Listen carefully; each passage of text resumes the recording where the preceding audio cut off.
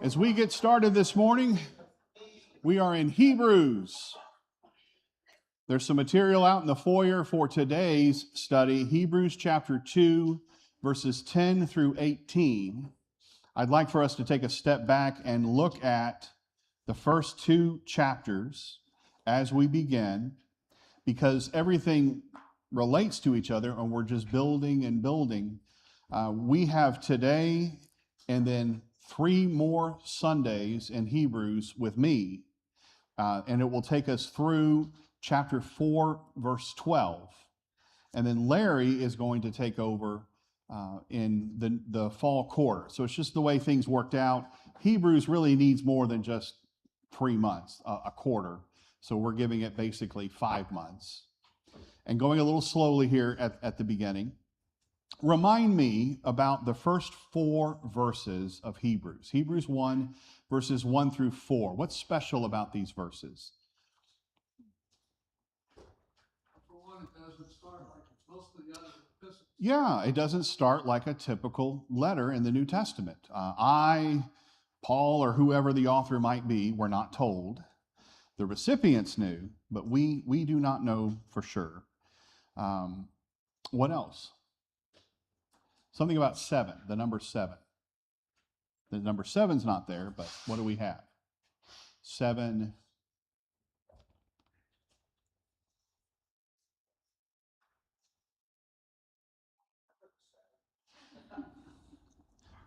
Seven descriptions of Jesus, right? That's important because we're going to see some 7s in Hebrews. 7 descriptions of Jesus that end with talking about him being superior to angels, and that leads us to verses 5 through 14, the rest of the chapter. One other thing about verses 1 through 4, it's broken up in English to kind of help us make sense of this lofty, magnificent sentence, but it's all one sentence, verses 1 through 4. This letter is very highly oratorical. It's just a beautiful letter. And we are privy to that because it's got some lofty stuff in it. Very beautiful, and we'll see that in what we're reading. Some complex sentences, complex sentence structures.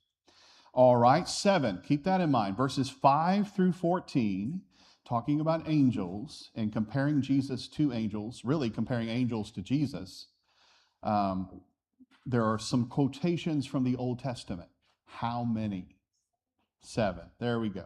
Verses 1 through 4 doesn't look like much, but it's one compact sentence, 7 descriptions of Jesus. That's in our first lesson. Not going to rehash that.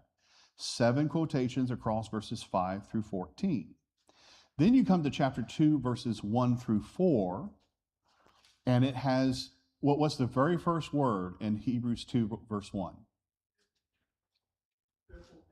Therefore. What does therefore signal to you? It's a continuation, a summary, a conclusion. It's building on what we just looked at. So chapter 1 flows right into chapter 2, even though there's that chapter division. Chapter 2, verses 1 through 4 is the first of 5, sorry, it's not 7, 5 warnings. And as we will progress through the book, through this sermon, really, we will have more and more intense warnings. This one says, if you drift away from Jesus, you're in big trouble. And it's all about Jesus.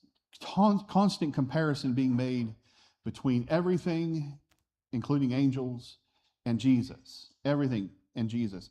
And there's also an emphasis on hearing the spoken word, and I do want to remind us of that. So verse 1 of chapter 1 said God spoke to our fathers. Verse 2, in these last days he has spoken to us by his Son. If you jump over to the end of the body of the letter, chapter 12, verse 25, you have this final warning passage. See to it that you do not refuse him who is speaking. So this bookends the letter. Hebrews 1, verses 1 and 2, about the voice that is speaking, the one who is speaking. Chapter 12, verse 25 says, do not refuse the one who is speaking. And you're going to see this concept of speaking or messengers all throughout what we're reading. In fact, what are angels? They're messengers. And that's what chapter 2, verses 1 through 4 are about. The message that was delivered by angels, if you disobeyed it, you were in big trouble. I'm summarizing. He says it a little more eloquently.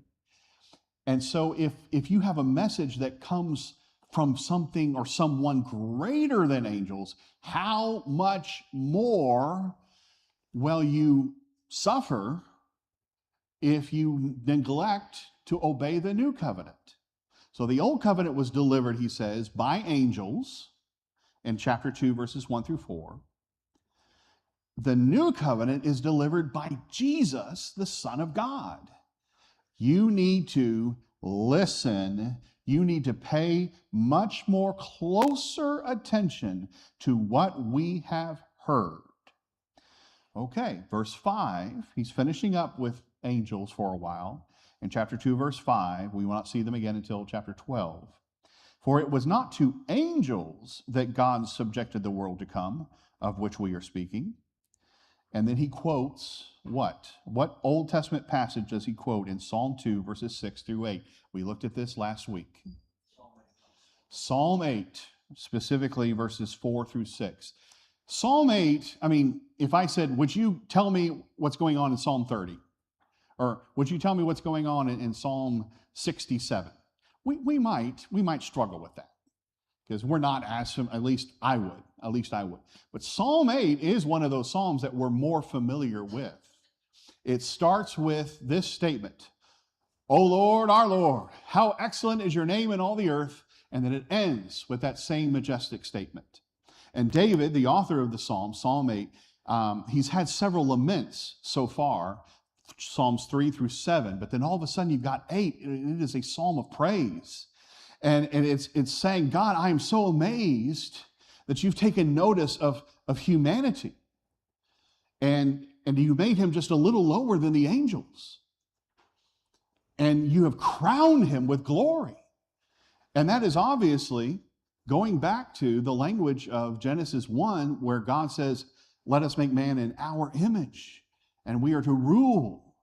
And I'm going to talk about that a little bit in our sermon, Genesis 1, 26 and 28, 27. And then tonight we're going to look at Genesis 1, 26 and 28 in our class. So sorry, you're stuck with me. I'm Sunday mornings, Sunday afternoon. It's just things crossbreed. They cross-pollinate. How about that? That's what I should say. So we've got a lot of emphasis on Jesus in these verses, because who does David apply Psalm 8 to? Who is it that God has crowned with glory, even though we don't deserve it? Man. What is man that you are mindful of him, or the Son of Man? Who does the Hebrew preacher apply it to specifically? Jesus. He doesn't even apologize and say, now I know this passage is really talking about humanity at large, but he says, I want to talk to you about the human, the ultimate human being, Jesus, and how he fulfills Psalm 2. In verse 8, after the quotation, he says, in putting everything in subjection to him, he left nothing outside his control. So Jesus is fully God. He already said that in chapter 1, verses 1 through 4. And now he says that Jesus, at the end of verse 9, I'll just read verse 9. But we see him who for a little while was made lower than the angels, the language of Psalm 8, namely Jesus, crowned with glory and honor. And then he tells us why. Because of the suffering of death, so that by the grace of God, he might taste death for everyone. Now that's not in Psalm 8. that specific information about Jesus dying and being crowned with glory and honor. Is that all true, though? Did Jesus die and then was subsequently crowned with glory and honor? Is that what happened? Well, he already had glory and honor, but when he came to earth, became human, died for the sins of humanity, he was raised from the dead, and then what happened? 40 days later, he ascended. He ascended to heaven, to God's right hand, sat down at the right hand of the throne of the God, his work completed. A lot more we could say there. But then we look at verses 10 through 18 this morning. I don't like having long introductions or reviews, I should say, but I felt like it was really going to be helpful this morning to keep all this in context. He mentions angels again there, very briefly in verse 9, but he contrasts Jesus with the angels, saying, he is the one crowned with glory and honor by suffering. Verse 10, it was fitting that he, for whom and by whom all things exist, in bringing many sons to glory, should make the founder of their salvation perfect through suffering. Okay, that's just real easy to understand, isn't it? No, that's one of those complex sentences, and that's where we're going to start this morning. Hebrews chapter 2, verse 10. And this is what he says about Jesus. There are 4 statements made about Jesus that help us understand why Jesus became human. Why did Jesus become human? I'm going to go back to our wonderful analogy of Dwayne Murphy mowing his grass, riding on that riding lawnmower, seeing an anthill, and thinking, oh no, I'm about to run over this anthill and wreak havoc in these poor ants' lives. I know. And so what does Dwayne decide to do to save the ants? Pour gasoline on them? No. Warn them. How is he going to warn them? He stands over them and he goes, and this is what the ant is thinking. The ant's looking up at this guy going, blah, blah, blah, blah, blah, blah. And the ant's going, huh? I don't understand. What? This guy's huge. He's terrifying.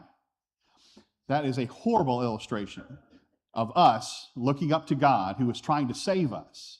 This all-powerful being trying to explain to us, I need you guys to move. I need to save you. What if Dwayne could, being the great guy that he is, what if he could save the ants by becoming an ant? A human being becoming an ant, going to them. And he goes to these ants and he starts talking ant language and explains to them what they need to do to be saved. What happens if the queen bee says, attack?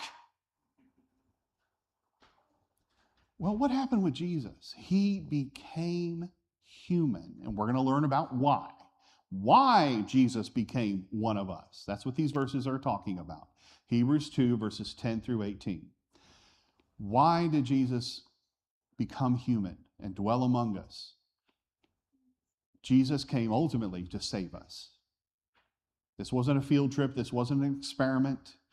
Jesus actually experienced the human experience. I always am amazed by the statement that is made in Hebrews that Jesus learned obedience by the things that he suffered.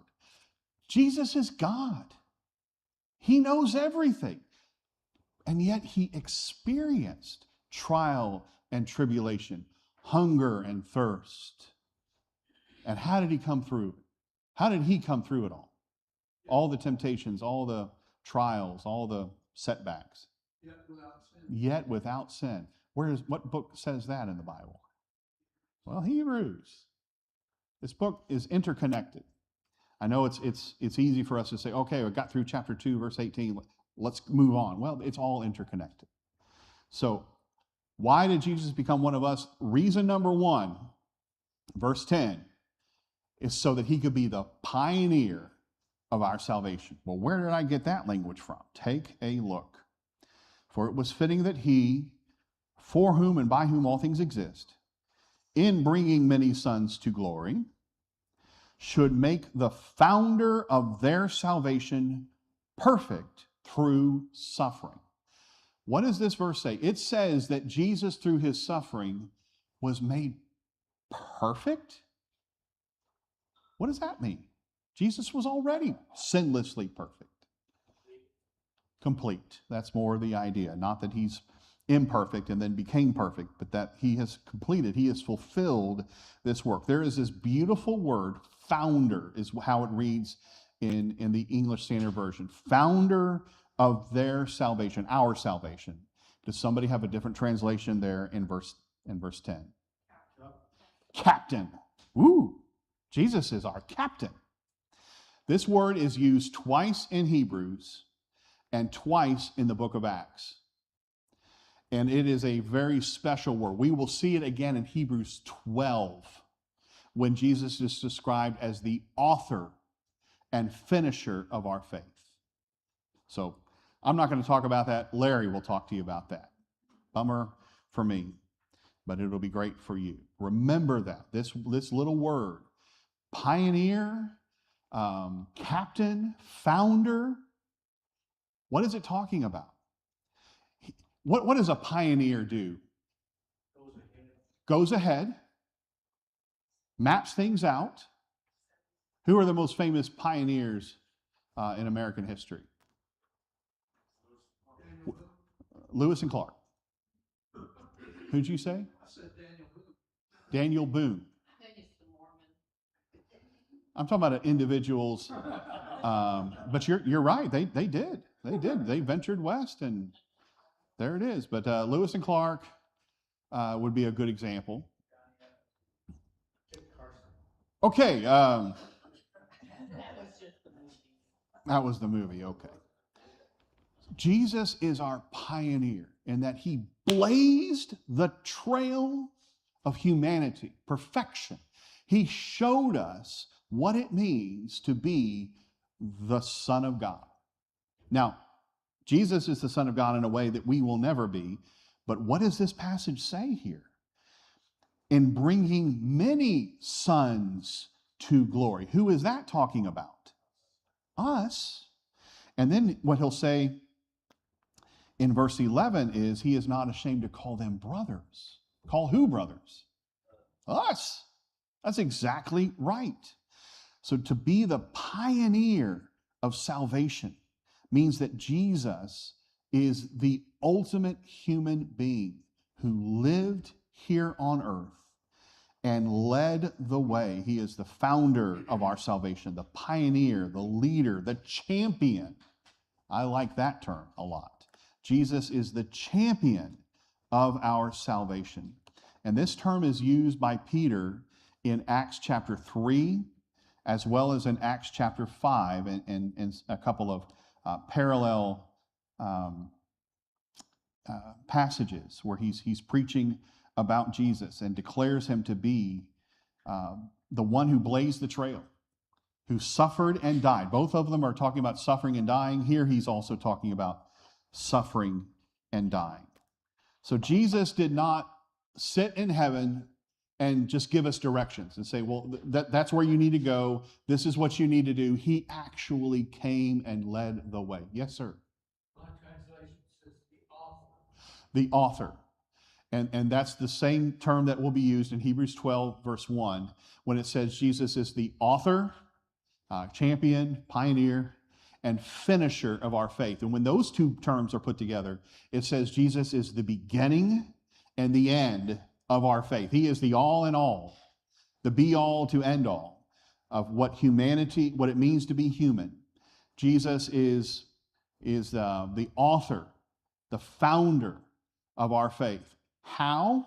By becoming human and blazing the trail. We could just wax eloquently, wax like an elephant all morning long. So if Jesus suffered and then was glorified, does that necessarily mean we are going to have to suffer in order to be glorified? The answer is yes. And it's not just Hebrews that talks about that. The letter that comes to mind that specifically addresses that is 1 Peter. 1 Peter emphasizes suffering precedes glory. So I want to ask you a couple of questions. What do you think about Jesus as your Savior? He is the author of our salvation. What do you think about Jesus taking on human form, dwelling among us? He wasn't born in a palace. I mean, where was Jesus placed when he was born? A cute little manger, which is a feeding trough. Imagine the germs. They had Jesus all wrapped up in his swaddling cloths. He wasn't born to rich parents, was he? When Jesus was dedicated in the temple, did they offer a lamb? Did Joseph and Mary offer a really expensive animal? They offered the poor man's sacrifice, 2 turtle doves or 2 small pigeons. That's what Luke tells us. Jesus didn't come to enjoy the luxuries of the first century world. He lived like us. What does that make you think about Jesus? Say that again, ma'am. He is going to be able to empathize with our weaknesses. Where's that? That's in Hebrews 4. We will not be looking at those verses. That's Larry too. Man. That's right. This passage is meant to help us find encouragement. Jesus, and we know this, we're just being reminded of it, but Jesus blazed the trail so that we could follow him. How many of you have older brothers or sisters that kind of blaze the trail for you? They showed you what to do. Maybe they showed you what not to do. How many of you were those older siblings who actually did that? I see even more hands now.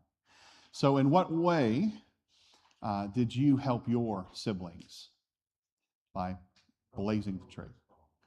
Baseball? Yeah? You showed them how to play the game? Yeah, and how to live life through the metaphor of baseball. How many of you have children who have picked up your hobbies? What hobbies, Dad? I'm curious to know if it's me or my brother. Both of you excel in computer operation. Yeah. More typesetting. Of course, I'm better than my brother at typesetting, but stuff like that. Yeah, okay. It sure isn't being a handyman, because I didn't get any of that. And my dad never took me fishing, so it's his fault that I don't fish. Never mind that tons of you have offered. That's not going to happen. Okay. And what do you think about this? That we as Christians have to suffer in order to be glorified. How is that fair?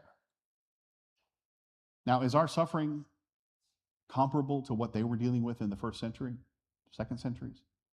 No, but we do have to emulate Christ, and Christ did suffer. Absolutely. Absolutely. Christ suffered. We're going to have to suffer. Learn lessons from that. We're supposed to reflect Jesus. We should be willing to suffer, maybe not by death, although that's possible, but by the fact that Jesus did something that was special for us, and we need to do something that is expected of us to be special for him. And the Hebrew writer will talk about suffering in Hebrews 12 when he says God allows us to suffer because he loves us. What doesn't kill you makes you stronger, supposedly. We have somebody over here who says that's not true. Well, you'll have to take that out with Larry. All right, I found what I was looking for here. Let's look at the next verse. We could keep going and going with that powerful concept. Jesus took on flesh because he's showing us the way. And verses 11 through 13, take a little more of a chunk here. um, he calls us his brothers and sisters. Let's read these verses. For he who sanctifies and those who are sanctified all have one source. That is why he is not ashamed to call them brothers, and that's not excluding the women folk, brothers and sisters, saying, I will tell of your name to my brothers. In the midst of the congregation, I will sing your praise. Now, that is another quotation from the Old Testament. And where is it from? You have a footnote that tells you? Psalm 22. Yeah, Psalm 22, a very significant psalm. It's the one that starts with, my God, why have you forsaken me? Quoted by Jesus while on the cross. And Jesus knew that full psalm very well. He knows, he wasn't just quoting the first verse. Jesus from the cross knows the whole psalm, and he knows how it ends, victoriously.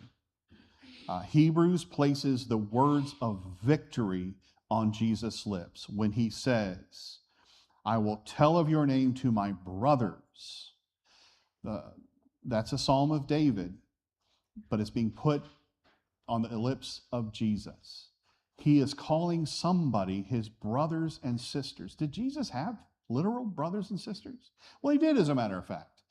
Mary and Joseph had children together after Jesus.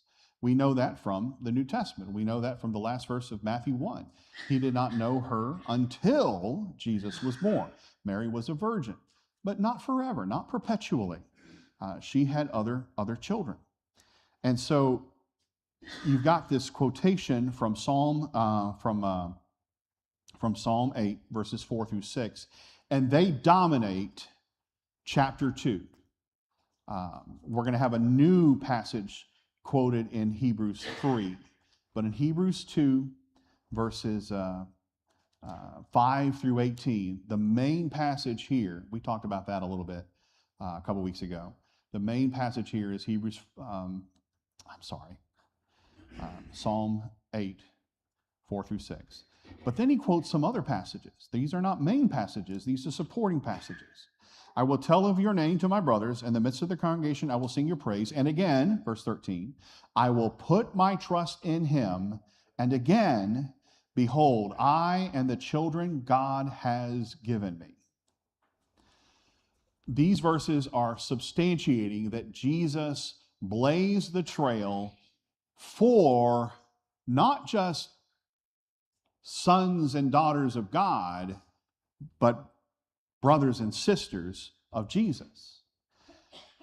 How uncomfortable does it make you to think, to describe Jesus as our brother?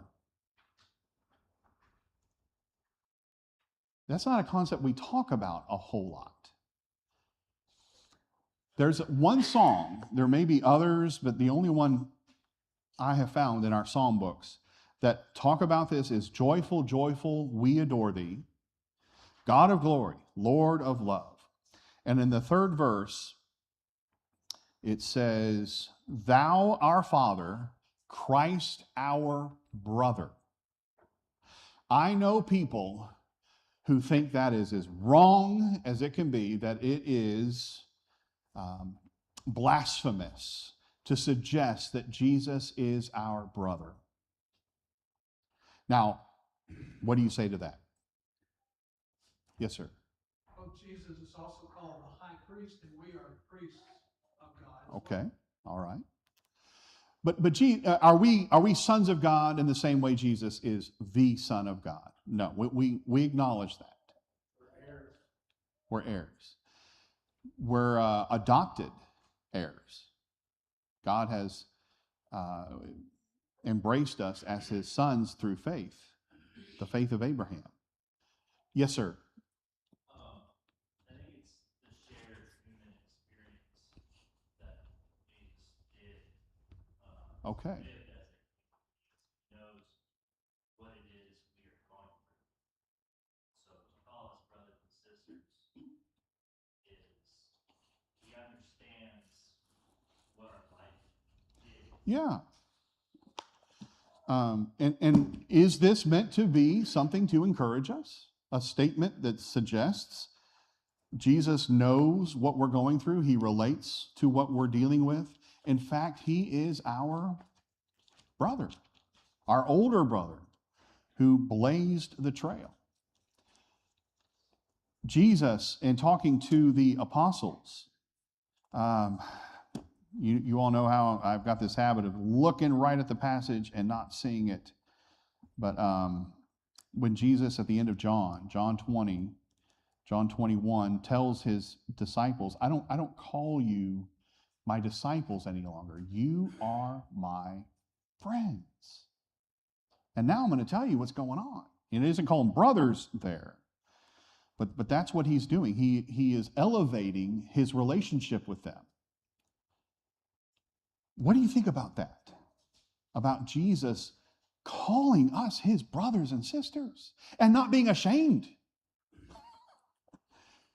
Measly human beings.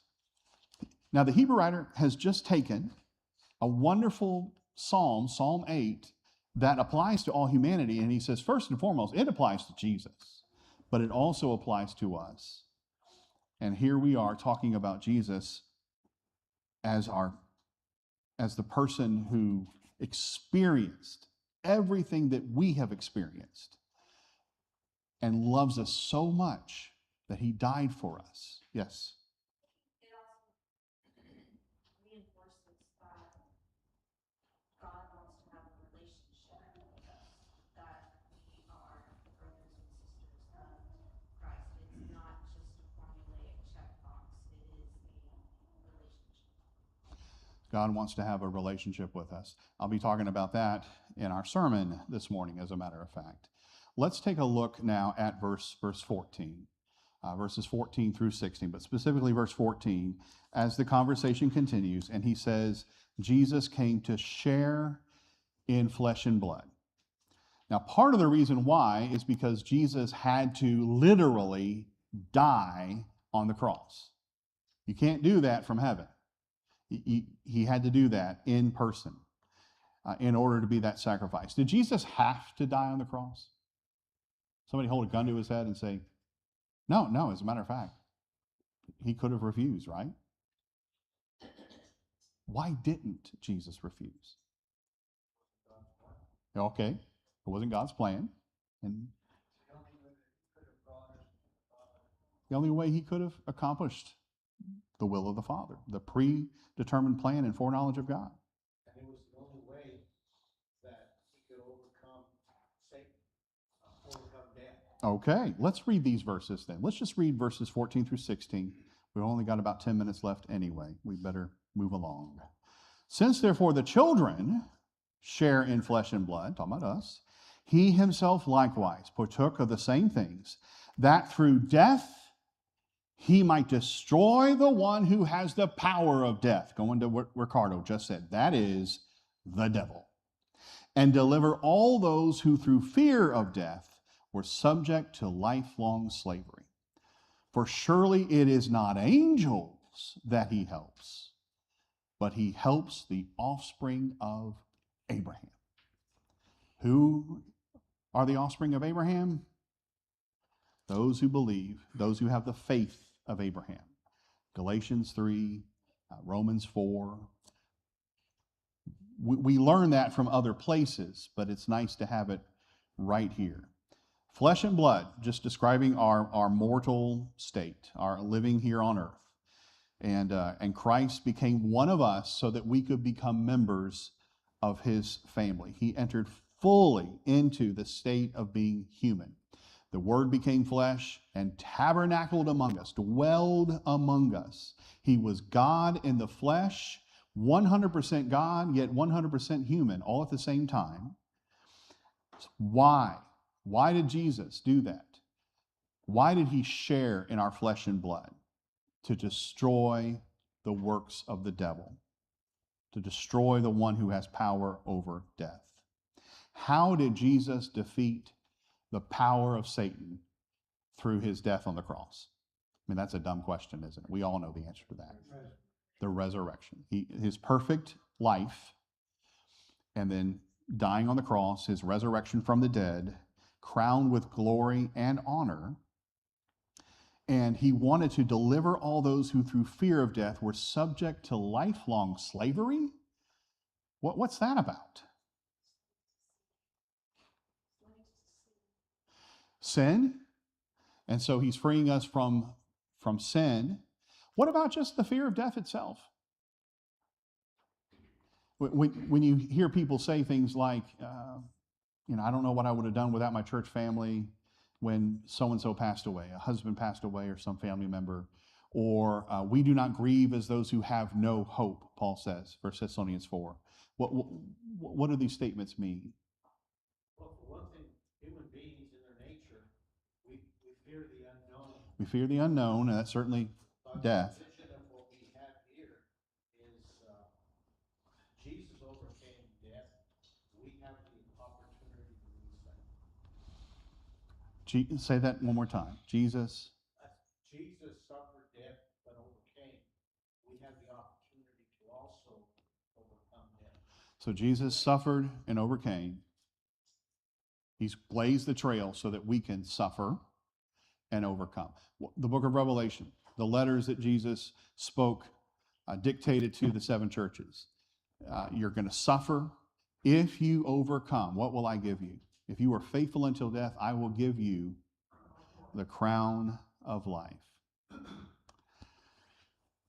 The worst enemy, the greatest fear we can face in this life has already been defeated. How does that impact you on a day-to-day basis? When bad things happen to you, when bad things happen to your loved ones, does that concept bring you comfort? Gives us hope.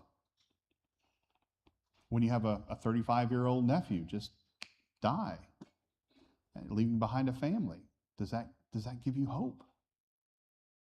Knowing that their soul is in the hands of God, knowing that their family is surrounded by a church family and other people are going to help. So Jesus came to defeat death, and then he also became, in verse 17, our merciful and faithful high priest. Now, the point on the screen says our merciful high priest because I didn't have room to add and faithful. But that's an important concept here. Are we going to see in Hebrews these concepts being talked about later? For example, Jesus becoming our merciful and faithful high priest. Are we going to see that develop further in this sermon? Hebrews 7, when he quotes Psalm 110, you are a priest after the order of Melchizedek. But before we get to that, I left something out. He said something about angels here again. And he said, salvation, was salvation offered to the angels? Did Christ die for the angels? As great as they are, we who are a little lower than the angels, and we talked about that last week, we who are just human beings, flesh and blood, Jesus came to save us. Is there a plan of salvation for angels that the Bible has revealed? There is no plan of salvation for the angels. As mighty and powerful as these beings are, they are just ministering spirits. That's what he says in Hebrews 1, verse 14. They are just ministering spirits. Who are they serving? Well, they answer God's beck and call, but who are they ministering to? Who are they serving? Human beings. Jesus came to save us, not the angels. All right, let's read verses 17 and 18. And then we're going to have to quit. Therefore, I think he's going back to everything that he said thus far. Therefore, he had to be like his brothers in every respect, so that he might become a merciful and faithful high priest in the service of God, to make propitiation for the sins of the people. For because he himself has suffered when tempted, he is able to help those who are being tempted. Okay, I'll point this out. He mentions Jesus' priesthood, his high priesthood, and he mentions Jesus being tempted and helping others who are tempted. That is exactly what we're going to see in just a page or two in Hebrews chapter 4, verse 14, We have a high priest who can sympathize with our weaknesses, who in every respect has been tempted as we are, yet without sin. So when you get to the next major section after Hebrews 3 through chapter 4, verse 12, remember that, because what you'll be looking at, or verse 13, starting in Hebrews 4, verse 14, he's picking up a theme that he started in chapter 2. Remember that. Propitiation. We've talked about that word from time to time. It is a good Bible word. I know that more modern translations want to make it easier, and so they change it to something like, what do you have in your Bible, maybe? Ma'am? Atoning sacrifice, atonement. The word, we add ment as a suffix to words to make them concepts, solid concepts that are not solid concepts. To be in the state of at one with something or with someone. What does that mean? We're at peace with them. We're in a right relationship with them. All's great. Atonement, to be in the state of at one with God. Propitiation is the means by which we have God's judicial wrath satisfied. We sin, the punishment for sin is death. Jesus took that upon himself. We've talked about that so many times behind the pulpit and in Bible classes. You all know this. This is a good Bible word that he will talk about in Hebrews 10. How Jesus is the propitiation, the means by which God's judicial wrath is satisfied. That's, okay, I better quit. Do I have a couple hands here? Yes. I was going to say, two other words that come to mind when trying to define that is redemption or redeeming and justification. Okay. So without the sacrifice of Jesus, who became the propitiation of our sins, we wouldn't have redemption and justification. And that's really more of a Pauline concept, I guess, in his Galatians and Romans letters. The Hebrew writers talking about Jesus' high priesthood and how, as high priest, he didn't sacrifice an animal and then make another sacrifice. What did he do, according to Hebrews 10? He didn't need to make the first sacrifice because he didn't have any sin. The high priest would offer on the Day of Atonement a sacrifice for himself. So the first sacrifice wasn't even necessary. The second sacrifice was himself. And that's what we will get to. We already know it, but it's just so amazing. Jesus became flesh, became human, so that he could be the sin sacrifice for us, to make propitiation for the sins of the people. For because he himself has suffered when tempted, he is able to help those who are being tempted. All right, that concept in the last verse, I don't think he talks about that until Hebrews 4:14. But he does talk about now, beginning in chapter 3, how Jesus is the greater son who built a greater house than Moses. So we finished this section about Jesus becoming human because he loves us, because he died for our sins. Chapter 3 is going to have a second major quotation from the Old Testament. It's verses 7 through 11, and it's Psalm 95, 7 through 11. So what was the major Old Testament quotation for Hebrews 2? Psalm 8, 4 through 6. What is the major Old Testament passage being quoted in Hebrews 3, verse 1 through chapter 4, verse 13? Psalm 95, verses 7 through 11, quoted in Hebrews 3, verses 7 through 11. Okay, we are out of time. I'm sure you're going, finally. I'm going, what happened to the time? And I hope you're able to continue studying for yourself and take comfort in the God, Jesus, in the flesh, who died for you because he loves you. Thank you.